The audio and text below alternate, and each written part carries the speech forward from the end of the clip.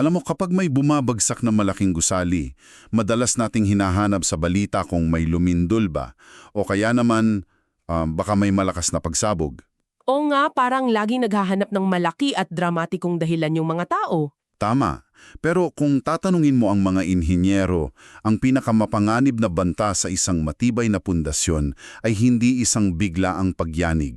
Kundi ano? Tubig. Isang mabagal, tahimik at hindi napapansing tagas. Araw-araw, taon-taon, unti-unting pumapasok ang halumigmig hanggang sa tahimik na mabulok ang estruktura mula sa loob. Grabe, walang babala. Ayun nga, walang babala. Gigising ka na lang isang araw at gumuho na ang lahat. Tumpak yan. At gustong-gusto natin ang mga malilinaw at nakikitang dahilan pagdating sa mga pagkakabigo natin, lalo na sa buhay espiritual, di ba? Oo, yung tipong may malaking kasalanan kaya bumagsak. Correct. Pero ang totoo, yung tahimik na pagtagas ang mas nakakamatay. Walang sirena na tutunog para sabihing, babala, lumalayo ka na. Mangyayari ito habang abala ka sa ibang bagay. At yan mismo ang pinakaangkop na larawan para sa ating malalimang pagsusuri ngayon. Sisimulan natin ang pagbusisi sa materyales natin, ang librong Spiritual Disciplines 101. Magandang libro yan. Sobra. Kasi yung misyon talaga ng talakayang ito ay tulungan kang maiwasan ang unti-unting paglayo sa iyong pananampalataya. Gusto nating baguhin ang pananaw mo sa tinatawag na disciplines. Mula sa pagiging pabigat? Oo, mula sa pagiging isang mabigat na listahan ng mga patakaran na nakakasakal papunta sa pagiging isang malinaw at nagbibigay buhay na daan patungo sa isang mas malalim na relasyon sa Diyos. Kaya, hihimayin natin ito. Sige, paano natin uumpisahan? Isipin mo ang isang sitwasyon na sigurado akong pamilyar sa iyo at aaminin ko, pamilyar din sa akin. Nagsimula kang sobrang masigasig sa iyong pananampalataya. Yung tipong may apoy, may gana. Ayun, gusto mong laging matuto. Pero paglipas ng panahon, napansin mo na lang na naging madalang na ang pagdadasal, naging optional na lang ang pagbabasa. At yung pagsamba na dati mong kinasasabikan ay naging ano na lang, isang nakakaboring na routine. Eksakto. Kasi ang pinakamalaking banta sa iyong espiritual na buhay ay hindi ang matinding oposisyon mula sa labas o isang malaking iskandalo. Ito yung tinatawag sa materyales natin na drift o unti-unting paglayo. Sang-ayon ako dyan. Nakikita natin ito palagi at maraming tao ang nakakaranas ng matinding kalungkutan dahil dito. Ang isa kasi sa mga pangunahing dahilan kung bakit tayo inaanod palayo ay ang maling akala natin na sapat na ang sinseridad. Paanong sinseridad? Yung tipong mabait naman ako. Parang ganun. Madalas nating sabihin sa sarili natin, sinseryo naman ako, mahal ko naman ang Diyos sa puso ko, kaya kahit hindi na ako nagbabasa o nananalangin, okay na siguro yun. Yung feeling na puro intention lang pero walang aksyon. Correct. Ngunit kung iisipin mo sa anumang aspeto ng buhay, medisina man, palakasan, musika o pagninegosyo, ang paglago ay hindi aksidente. Kailangan pinagtatrabuhan. Oo, ang pagiging sinseryo mong maging isang magaling na pianista ay hindi magpapatugtog sa'yo ng Beethoven kung hindi ka mag-iensayo, di ba? Ang sinseridad ay hindi kayang magpatayo ng bahay kung walang arkitektura at plano. Tama, kailangan ng plano. Ang paglago ay nangangailangan ng istruktura. At dito papasok ang tinatawag nating spiritual disciplines. Hindi ito mga gawaing mechanical para magpapanalbanalan. Kundi Mga sadyang gawin na naglalagay sa puso mo sa tamang posisyon para patuloy na makatanggap mula sa Diyos. Pero teka, bago natin pag-usapan ang mga mismong gawain o habits na iyan, kailangan muna nating baguhin ng isang napakalaking maling pananaw na bumabagabag sa marami. Alin doon? Kasi kapag narinig ng karamihan ng salitang disiplina, ang naiisip agad ay parusa o kaya naman ay isang mahigpit na checklist mula sa isang guro na naghihintay na magkamali ka. Oo nga, yung nakaka-pressure. Di ba?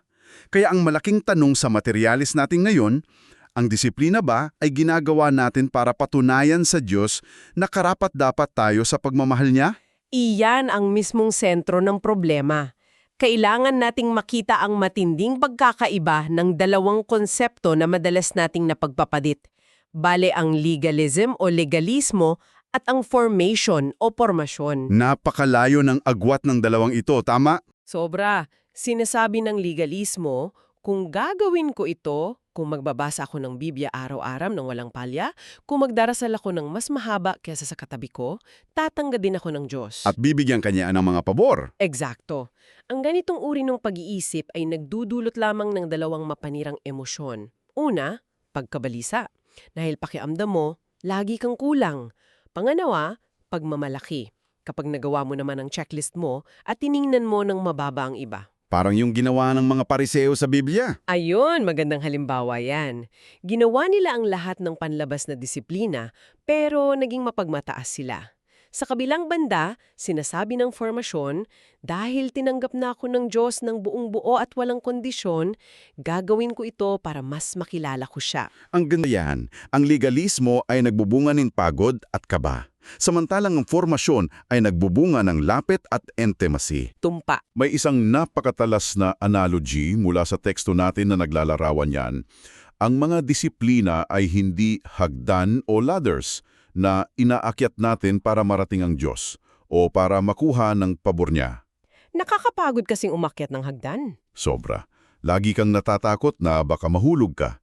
Sa halip, ang mga disiplina ay parang balag o trellis na sumusuporta sa isang baging para lumago ito ng maayos. Ang Diyos ang nagbibigay ng buhay at paglago sa bagim, vumbi ang balag. Oo.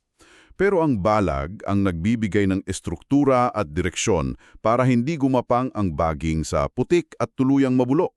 Pero teka, magbibigay ako ng pushback dito. Sige, ano yon? Kasi sigurado akong iniisip din ito ng nakikinig sa atin.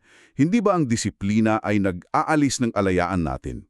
Dahil kung itinuturo ng pananampalataya na may biyaya o grace na ang Diyos at libre iyon, bakit kailangan pa nating magpakapagod sa mga paulit-ulit na routines na ito? Yung pakiramdam na parang naging alipin ka ulit ng rules. Oo, parang bumabalik lang tayo sa pagiging alipin ng mga patakaran kung pipilitin ko ang sarili kong gumising ng maaga para lang magbasa. Magandang punto iyan at iyan ang madalas na nagiging dahilan ng paglayo ng marami. At ang nakakabigani dito ay kung paano magkakasundo ang biyaya ng Diyos at ang ating sariling pagsisikap. Paano sila magkakasundo? Parang magkasalungat sila eh. Madalas nga nating isipin na magkalaban sila, na kung may grasya, dapat wala na tayong gagawin, at kung may pagsisikap, ibig sabihin tinatanggihan natin ang grasya. Pero hindi ganito. Ipinaliwanag ito ng napakaganda sa ating materyales, gamit ang halimbawa ng isang tibig talon o waterfall. Okay, paano yung waterfall? Isipin mo na nasaptayo ka malapit sa isang napakalaki at malakas na talon. Hindi mo kayang likhain ang tubig na iyon, wala kang kakayahang gumawa ng ganoong klaseng walang hanggang agos. Iyon ang biyaya ng Diyos. Libre ito, sagana, at hindi mo ito kontrolado. Oo, hindi mo makukontrol ang talon. Pero pwede mong piliin kung saan ka tatayo. Pwede kang lumayo, magtago sa ilalim ng payong at manatiling tuyo. O pwede kang sadyang maglakad at pumwesto mismo sa ilalim ng talon para mabasa ka ng buong buo at maranasan mo ang tubig. Wow. Ang mga disiplina ay hindi pag-imbento ng sarili mong tubig. Ang mga ito ay ang sadyang pagpwesto mo sa ilalim ng talon ng biyaya ng Diyos. Ang grasya at pagsisikap ay hindi magkalaban. Sa katunayan, ang biyaya ang mismong nagbibigay lakas sa ating pagsisikap. Ang pagpwesto sa ilalim ng talon, ang laking tinanggal na bigat sa balikat niyan. Ibig sabihin, hindi ko trabahong i-manufacture o piliting gumawa ng grasya o spiritual high sa sarili ko. Hindi na. Ang trabaho ko lang ay ang maglakad papunta sa talon, kahit na tinatamad ako o antok pa ako para lang mabasa ako. Kung naintindihan na natin na ang disiplina ay hindi pag-ipon ng puntos, kundi pagpwesto lang sa ilalim ng grasya, titignan natin ngayon kung paano ito ginawa ng pinakamagandang halimbawa. Si Jesus mismo. Oo, si Jesus. At naisip ko, kung may isang taong literal na hindi na kailangan ng disiplina, siya na iyon, di ba? anak na siya ng Diyos eh. Eksakto. At dyan pumapasok ang napakagandang detalye sa aklat ng Lukas, Kabanata 5, talata 16. Nakasulat doon na si Jesus ay madalas na umalis patungo sa mga liblib na lugar at nananalangin. Madalas umalis. Oo. Pansinin mo ang daloy ng kwento sa Ebanghelyo dahil madalas itong mamismang mga tao. Hindi siya umaatras kapag walang ginagawa. Bago siya pumili ng 12 apostol, isang napakahalagang desisyon o matapos siyang magpakain ng 5,000 at pagkakaguluhan ng mga tao dahil gusto siyang gawing hari, siya ay palaging umaatras. Kaya hindi lang siya basta nagpapahinga. Tama. Ang pag-atras niya ay hindi isang reaksyon dahil na-burnout siya sa krisis o dahil naiinis siya sa mga tao. Ito ay isang sadyang ritmo, isang intentional rhythm. Hindi niya ito ginawa dahil kulang siya sa pagmamahal ng ama o kailangan niyang patunayan ng sarili niya. Ginawa niya ito dahil ang malalim na relasyon ay nabubuhay at lumalago sa pamamagitan ng patuloy na ugnayan. Tumpa! Dito na magiging sobrang interesante kasi idiniin ng teksto ang salitang madalas. Madalas siyang umaalis, hindi minsan lang kapag feeling niya. Madalas. Consistency ang susi. Oo. At alam mo, habang binabasa ko ito, naisip ko parang paghinga ito.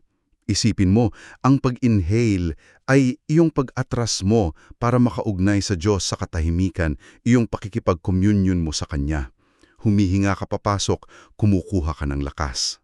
Tapos ang pag-exhale. Iyon naman iyong pagharap mo sa mundo, ang pagtupad sa misyon, ang pagtulong sa kapwa, ang pagtatrabaho mo sa opisina o pag-aalaga sa pamilya. Hindi pwedeng puro exhale lang ang gawin mo. Literal na mahihimatay ka. 'Di ba? Kung panay labas lang ng hangin ang ginagawa mo at hindi ka humihinga papasok, literal na mauubusan ka ng hininga, mangingitim ka at babagsak ka. Kung si Jesus, na mismong anak ng Diyos, ay kinailangan ng ganitong ritmo ng pag-inhale at pag-exhale para hindi maubos, paanong iisipin natin na kaya nating mabuhay nang wala nito? Napakagandang paglalarawan yan at palalawakin ko pa yan. Kapag puro exhale lang ang ginagawa natin, iyan ang tinatawag nating hyperventilating sa medisina. At burnout naman sa espiritual na aspeto. Ayun, ubos na ubos ka na pero sige ka pa rin ng sige. At kung iisipin mo kung bakit ito sobrang mahalaga para sa iyo na nakikinig ngayon sa modernong panahon natin, palagi nating sinusukat ang tagumpay sa pagiging abala at kung gaano tayo ka-productive. Totoo yan. Pag laging puno ang schedule, parang ang galing natin. Kapag puno ang kalendaryo natin, kapag sunod-sunod ang meetings, pakiramdam natin mahalaga tayo. Ipinagmamalaki pa nga natin na wala na tayong tulog, pero tinuturuan tayo ni Jesus ng isang radikal na katotohanan na bumabaliktad sa kultura natin. Ano yun? Ang tunay na lakas sa publiko ay nagbumula sa tahimik na panalangin sa pribado. Hindi mo mabibigay sa iba ang hindi mo tinatanggap sa pananahimik. Ang lakas, pasensya at karunungan na nakikita ng lahat sa labas ay hinuhubog sa mga oras na walang nakakakita sa iyo kundi ang Diyos. Grabe Yan ang isang katotohanan na kailangan talagang bumaon sa atin. Okay, mula sa malalim na teolohiya at sa napakagandang modelo na ipinakita ni Jesus, ibaba natin ito. Sa mga praktikal na hakbang, Oo. Kung ang ginawa ni Jesus na pag-atras ang blueprint natin, paano natin ito gagawin sa totoong buhay na hindi tayo literal na aakyat ng bundok araw-araw para iwanan ang mga responsibilidad natin? Ano ba talaga ang mga practical na trelits o balag natin? sa materyales natin, hindi nagbigay ng mahabang listahan ng mga rules. Sa halip, hinimay nito ang 4 na relational pathways o mga relasyonal na landas. 4 na landas. Oo. At inuulit ko, hindi ito mga checklist na checkan mo araw-araw para ipost sa social media. Ito ay mga daan patungo sa mas malalim na ugnayan. Ang unang landas ay ang prayer o panalangin. Ito ay ang pag-align o pag-ayon ng ating puso sa kalooban ng Diyos. May binanggit silang model dyan, di ba? Meron. Nagbigay sila rito ng isang sikat at epektibong modelo, ang ACTS, adoration o pagsamba sa kung sino siya, confession o pagsisi at pagiging totoo sa ating mga pagkakamali, thanksgiving o pasasalamat, at panghuli ang supplication o paghiling para sa sarili at sa iba. Ang ganda ng ACTS na yan, pero aaminin ko at sigurado ako nakaka-relate ka rin na nakikinig. Kadalasan, kapag nagdadarasal tayo, dumidiretso agad tayo sa S, di ba? Supplication agad. Totoo yan. Lord, panghingin ito. Lord, tulungan mo ako dito. Parang ginagawa nating delivery app pang langit. Minsan nakakalimutan natin yung adoration at thanksgiving. Pero naisip ko lang, kung puro tayo salita at hingi, madaling maubusan ng sasabihin kung ikaw lang nang ikaw ang nagsasalita. Saan naman papasok yung pakikinig natin sa Diyos? Tamang-tamang obserbasyon mo. Hindi pwedeng one-way traffic ang komunikasyon kung gusto mo ng totoong relasyon. Dito papasok ang pangalawang landas, ang kasulatan o scripture. Hindi lang ito yung magbubuklat ka tapos pipili ng random verse. Hindi. Sinasabi rito na hindi lang ito pahapyaw na pagbabasa o paghanap ng paboritong verse para i-caption sa picture.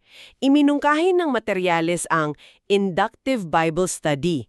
Ibig sabihin, hinati mo ang pag-aaral sa tatlong hakbang: observation, interpretation, at application. Wait lang, paano ba nagkakaiba yung tatlo sa practical na paraan? Kasi parang technical pakinggan. Simple lang. Kadalasan kasi, pag buklat natin ng Biblia, naghahanap agad tayo ng verse na magpapagaan sa problema natin sa opisina o sa pag-ibig. Dumidiretso tayo agad sa application. Ay oo, yung para bang humahanap ka ng hugot lines. Eksakto. Nilalaktawan natin iyong observation, kung saan dapat tinatanong natin, teka, sino ba ang sumulat nito? Para kanino ba talaga ito isinulat noong unang siglo? Ano ang sinasabi ng teksto? Kapag nakuha mo na yon, saka ka pupunta sa interpretation. Yung interpretation, yun yung pagtukoy ng ibig sabihin nila noon. Oo, ano ang orihinal na ibig sabihin nito sa konteksto nila? Kapag nagawa mo na ang dalawang yan, saka pa lang ito ligtas na i-apply sa buhay mo ngayon. Kapag inuna mo ang application ng walang observation, nag-iimbento ka ng sarili mong teolohiya base sa emosyon mo. Kaya pala minsan out of context tayo mag-quote. Gagamitin natin yung verse para i-justify yung maling desisyon natin kasi hindi natin inalam ang konteksto. Napakalinaw yan. Ano naman ang ikatlong landas? Ang pangatlo ay worship o pagsamba. At hindi lang ito tungkol sa pagkanta tuwing linggo. Ito ay ang patuloy na pag-reorient o pagbabalik sa tamang direksyon ng iyong kaluluwa. Paanong pag-reorient? Kapag sumasamba ka, ipinapaalala mo sa sarili mo na bahagi ka ng isang mas malaking kwento na isinusulat ng Diyos. At hindi lang basta umiikot ang buong universo sa mga personal mong problema at tagumpay. Ibinabalik nito ang Diyos sa sentro. Wow, ang ganda. At yung ikaapat? Ang ikaapat na landas ay fellowship o pakikipagkapwa. Kung titingnan natin ang aklat ng Acts Kabanata 2, makikita natin na ang mga unang mananampalataya ay laging nagkakasama-sama. Hindi sila nagsusolo. Oo, ang espiritual na paglago ay hindi isang solong proyekto na kaya mong tapusin ng mag-isa sa kwarto mo. Kailangan mo ng komunidad para sa accountability, suporta, at pagtutuwid kapag naliligaw ka na. Sige, malinaw na sa akin ang panalangin, pagbabasa, pagsamba at pakikipagkapwa. Pero, ilalaban ko ulit ito para sa atin na palaging naghahabol ng oras. Ano ang ibig sabihin nito para sa isang taong sobrang abala? Kasi nga naman parang ang dami, giba? Oo, kasi madalas kapag puno na ang schedule, nagiging emergency hotline na lang ang panalangin. Tatawag lang kapag may sunog sa buhay. Paano ba nagiging isang magkakaugnay na ecosystem ang apat na ito? Bakit hindi pwede na isa lang ang piliin ko? Kunwari, prayer na lang kasi mas mabilis. Magandang tanong. Kung babalikan natin ng materyales, mariing sinasabi na hindi sila mga nakahiwalay na kahon na pipiliin mo lang kung ano ang trip mo ngayon. Sila ay isang buhay na ecosystem. Isipin mo ito. Sige. Binubuhay ng panalangin ang pagbabasa mo ng kasulatan para hindi ito maging isang simpleng aklat lang na naglalaman ng kasaysayan o mga patakaran. Pagkatapos, binibigyan ng katotohanan ng kasulatan ng panalangin mo para hindi ka lang humihiling base sa pabago-bago mong emosyon, kundi base sa pangako ng Diyos. Nagkukumpleto sila. Oo, Ang mga katotohanang ito mula sa salita niya ay inilalabas natin at ipinagdiriwang sa pamamagitan ng pagsamba. At ang lahat ng ito, ang panalangin mo, ang natutunan mo sa kasulatan, at ang pagsamba mo ay pinapatibay at pinaprotektahan sa loob ng fellowship o komunidad. Paano pag tinanggal ko yung isa? Tatanggalin mo ang isa. Hihina at babagsak ang buong ecosystem. Kung magdadarasal ka ng walang gabay ng kasulatan, madali kang maligaw sa sarili mong imahinasyon. Kung puros ka naman kasulatan pero wala kang fellowship, baka maging mapagmataas ka na parang pariseo. Kailangan silang lahat. Nakikita ko na. Magkakakonekta nga sila parang mga bahagi ng isang makina. Pero alam mo, madaling pag-usapan ang teolohiya at ilista ang 4 na landas na ito sa papel. Ang hirap at dito tayo madalas bumabagsak ay ang isagawa ito araw-araw nang hindi tayo nabu-burnout o nawawala ng gana, lalo na't nakatira tayo sa mundo ngayon na napakabilis ng takbo. Totoo yan. At hindi tayo pinabayaan ang aklat na ito sa teolohiya lang. Ipinaliwanag din dito na walang kwenta ang purong pagnanais o desire kung walang sistema. Gusto nating lahat na lumago, gusto nating lahat na mapalapit sa Diyos, pero madalas hanggang doon lang tayo sa gusto ko sana. Oo, laging planong-plano pero di nangyayari. Dito ginamit ang napakagandang konsepto mula sa sikolohiya, ang cue, routine, reward loop. Upang naging gawi ang isang bagay, kailangan may cue o hudyat. Halimbawa, sa paggising mo, nakikita mo agad ang cellphone mo sa tabi ng kama. Yun ang hudyat. Susundan ng routine. Oo, susundan ito ng routine o ang gawain ang otomatikong pag-scroll sa social media at magtatapos sa reward o pabuya, iyong mabilisang dopamine hit o aliw. Ang hinumungkahi ng Spiritual Disciplines 101 ay palitan natin ang loop na ito gamit ang ating pananampalataya.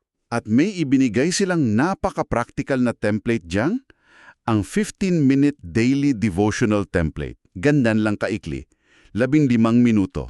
At alam ko, sigurado akong iniisip mo ngayon na nakikinig, wala nga akong time mag-almusal ng maayos, dadagdagan nyo pa ng disciplines na uubos ng oras ko. Nakakakabak kasi pag narinig mo yung salitang disiplina eh. Oo, para pakinggan mo kung paano nila hinati ang 15 minutes na ito.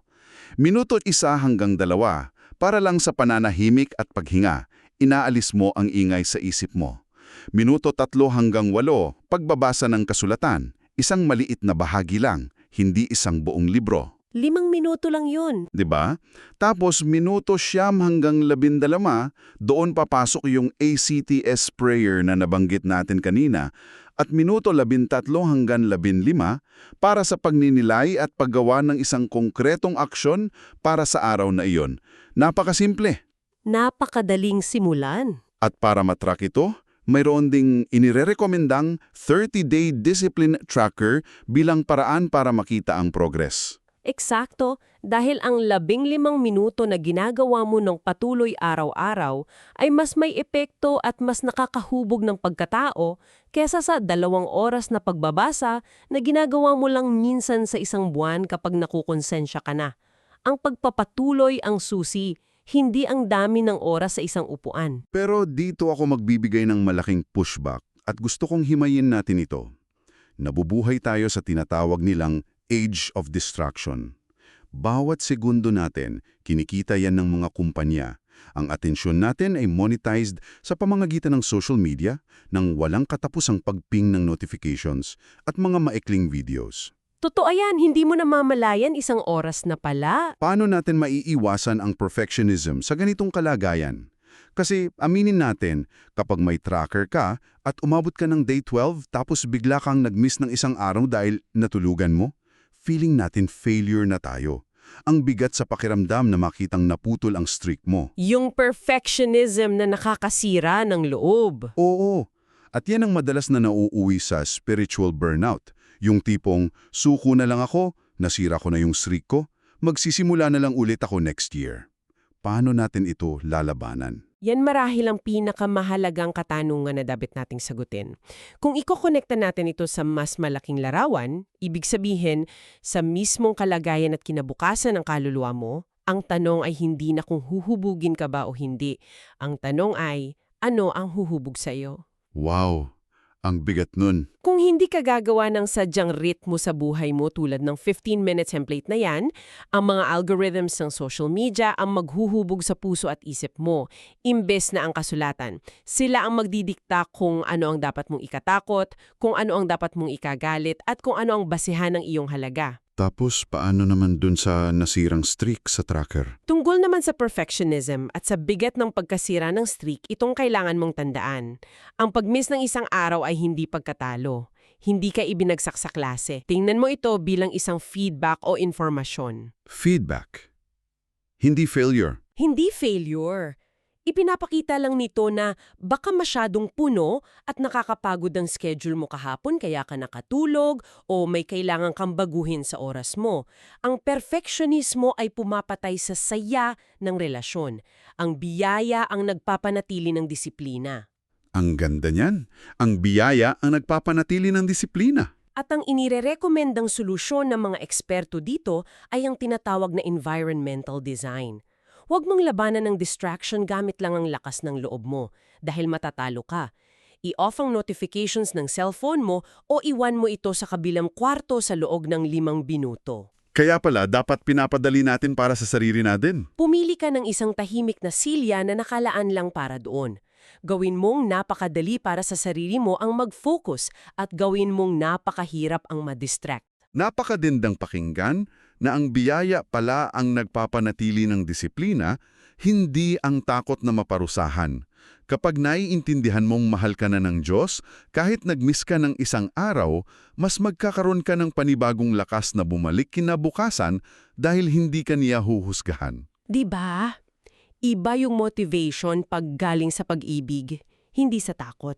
Para lagumin ang buong malalimang pagsusuri natin ngayon, ang disiplina sa buhay espiritual ay hindi isang pampapabigat na checklist o listahan ng mga parusa. Ang mga ito ay mga relasyonal na landas, mga balag o trellis na may ingat na inilagay para sumuporta sa iyong paglago. At ang susi ay huwag mong subukang ubusin ng isang buong libro sa isang araw. Magsimula ng maliit, 15 minuto lang kada araw, sadyang nakapwesto sa ilalim ng talo ng bihaya ng Diyos, may malinaw na ritmo ng pag-inhale at pag-exhale at palaging may kasamang komunidad para maging sandalan mo. Tama, at tandaan mo, ang bawat maliit na gawi na ginagawa mo ng tapat araw-araw, gaano man ito kaikli, ay nag-iipon. Ito ay nagiging isang matibay na pundasyon ng iyong pagkatao.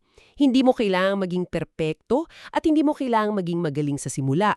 Kailangan mo lang maging naroon, handang makipag-ugnayan sa kanya ng may bukas na puso. At bago tayo tuluyan magtapos, gusto kitang iwanan ng isang kaisipan. Isang bagay na pwedeng pumasok sa isip mo bilang pendulo matapos ang talakayang ito. Naisip ko ito habang pinag-aaralan natin ang tungkol sa modernong ingay at pag-atras ni Jesus. Ano yon? Palagi nating sinisisi ang kawalan natin ng oras pagdating sa disiplina. Laging bukang bibig natin, sobrang busy ko kaya hindi ako nakakapag-pray. O kaya, ang dami kong ginagawa sa trabaho at pamilya kaya hindi ako nakakabasa ng kasulatan. Laging oras ang dahilan. Oo, pero paano kung sa kaibuturan ng iyong puso, hindi talaga oras ang pangunahing problema? Paano kung ang totoo ay natatakot kang patayin ng iyong cellphone dahil sa sandaling manahimik ka sa presensya ng Diyos, baka bigla mong marinig ang mga matatalim na katotohanan tungkol sa iyong sarili. Nakakatakot nga namang manahimik minsan. 'Di ba?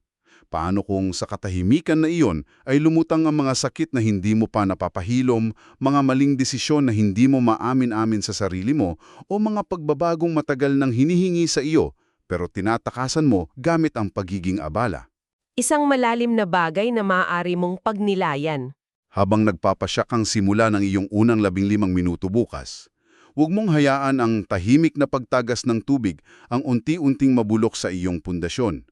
Palakasin mo ito, hindi dahil sa takot, kundi dahil sa pag-ibig. At ibabad mo ang sarili mo sa lalim ng kanyang biyaya. Hanggang sa muli nating paghimay.